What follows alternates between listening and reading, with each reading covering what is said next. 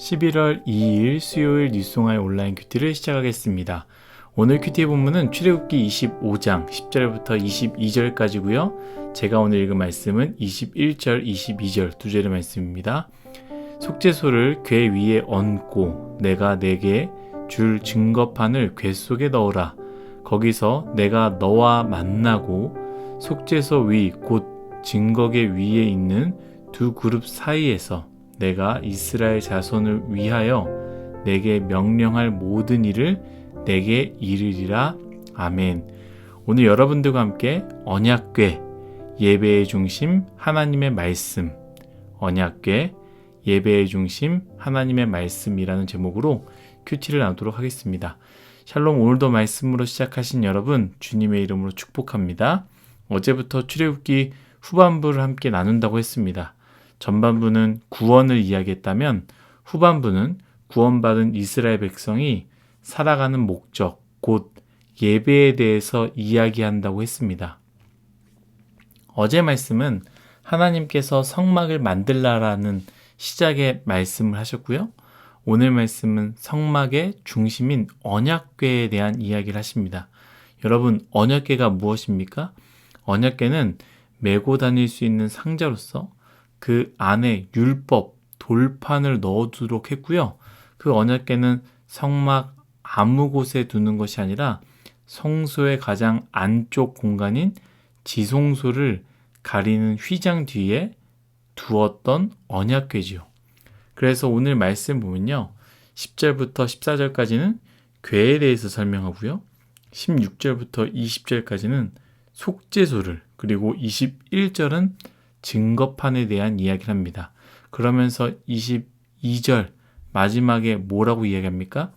거기서 내가 너와 만나고 속죄소 위 곧 증거궤 위에 있는 두 그룹 사이에서 내가 이스라엘 자손을 위하여 내게 명령할 모든 일을 내게 이르리라.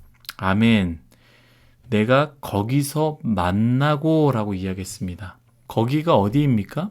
속죄소 위 곧 증거궤 위에 있는 두 그룹 사이에서, 결국 지성소 안 언약궤에서 이스라엘 자손을 위하여 내가 해야 할 말을 하겠다라는 것 아니겠습니까? 그렇다면 언약궤는 무엇을 나타내는 것이겠습니까? 말씀이지요. 예배의 핵심, 중심인 말씀을 이야기하는 것입니다.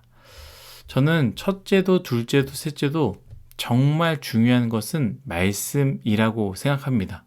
성막을 만드는데 언약궤가 없는 성막은 아무 의미가 없는 것이죠. 그곳에서 하나님께서 만나시고 그곳에서 말씀하시겠다고 하셨는데 언약궤, 그곳 자체가 사라진다면 무슨 의미가 있겠습니까? 그래서 여러분, 예배의 중심은 말씀이다 라고 말해도 과언이 아닙니다.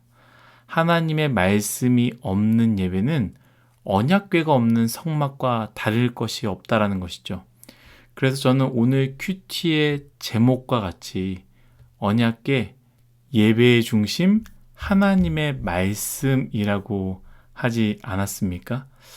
결국 예배라는 것은 하나님과 우리의 만남인데 하나님께서 우리에게 하시고자 하는 말씀을 듣지 않는다면 예배의 의미가 어디에 있겠습니까?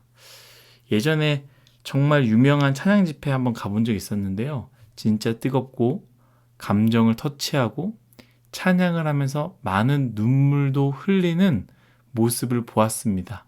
기름 부으심이 있었고요. 저 또한 찬양하면서 얼마나 뜨거웠는지 모릅니다. 그런데 이상한 현상이 하나 있었는데요. 무엇이냐? 찬양이 끝나고 이제 말씀을 들어야 할 시간에 많은 사람들이 찬양만 하고 돌아가는 것이죠. 찬양만 있고 말씀이 없는 예배였다라는 것이죠. 또 이런 경우도 많이 있습니다. 예배를 드리러 왔는데 말씀은 듣지 않고요. 늘 늦게 오고 그 이후에 사람들과 교제의 시간, 우리 청년대학부 예배로 이야기하자면 그룹 모임 시간에만 맞춰서 오는 사람들도 있습니다. 말씀보다는 사람과의 교제가 좋다라고 생각하는 것이죠. 여러분, 저는요, 제일 무서운 것이 무엇이냐? 말씀 없는 찬양이 무섭고요. 말씀 없는 기도가 무섭고, 말씀 없는 교제가 참 무섭다라고 생각합니다. 말씀이 없다라는 것은 하나님이 없다라는 거예요. 말씀이 없는 찬양은 감정 터치만 하는 노래가 될 수 있습니다. 여러분, 찬양이 아니라도요, 감성적인 노래를 들으면 사람은 눈물도 나고요, 마음이 따뜻해지기도 하고 뭔가 힐링이 되기도 합니다. 열정이 생기기도 하죠. 말씀이 없는 기도는 어떻습니까? 하나님 없는 기도 참 많이 있지 않습니까? 여러분, 하나님 없이 이걸 원합니다, 저걸 원합니다, 이거 주세요, 저거 주세요 라는 기도는 비나이다, 비나이다, 이 기도와 다를 바가 없다라는 것입니다. 말씀 없는 교제도 마찬가지입니다. 교회 모임의 가장 위험한 모임이 말씀이 없는 모임이에요. 제가 누누이 이야기하지 않습니까? 교회에 다니는 사람이랑 모여 있다고 해서 여러분 건강하다고 착각하지 마십시오. 하나님이 없으면 아무리 교회 사람과 모여 있어도 아무 의미가 없습니다. 교회 사람과 모여 있지만 말씀이 없고 자신에게 위로해주고 자신에게 좋은 말만 하는, 그래서 그 모임이 참 좋다라고 착각할 수 있지만 여러분, 착각해서는 안 됩니다.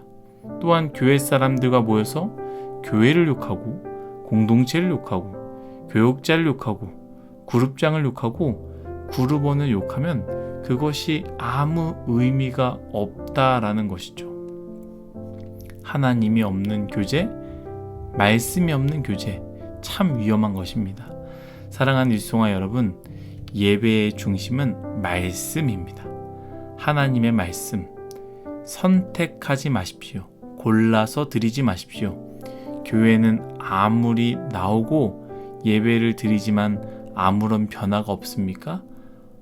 언약궤 없는 성막을 기웃거리기 때문에 우리 삶 가운데 변화도 없고 아무런 영향도 없는 것입니다. 여러분, 하나님의 말씀을 들으십시오. 그리고 그 말씀대로 살아야 우리의 삶의 변화가 시작됩니다. 우리 모두 오늘 말씀을 기억하면서 온전한 예배를 드리도록 노력하며 말씀 중심으로 하나님께 예배 드리시기를 예수님의 이름으로 축복합니다. 다 같이 기도하겠습니다. 하나님, 모든 것이 다 하나님의 은혜임을 고백합니다. 하나님, 우리가 예배 가운데 하나님께서 주시는 그 말씀을 늘 중심에 두고 기대하는 마음으로, 하나님께서 무슨 말씀하시나 떨리는 마음으로, 간절한 마음으로 듣는 우리 모두가 되게 하여 주옵소서. 말씀 없는 교회 생활하지 말게 하시고, 말씀 없는 기도, 말씀 없는 찬양, 말씀 없는 교제를 함으로 인해서 넘어지거나 쓰러지는 사람이 한 명도 없도록 하나님 늘 지켜 주옵소서.